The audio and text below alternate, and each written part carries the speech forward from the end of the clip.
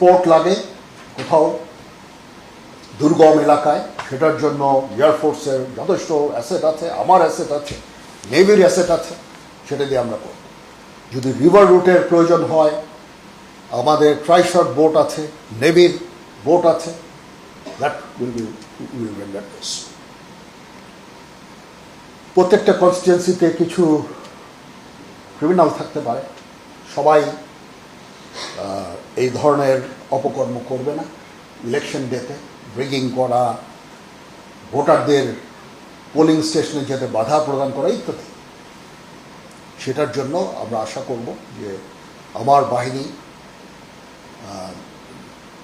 এদের বিরুদ্ধে অ্যাকশন নেবে।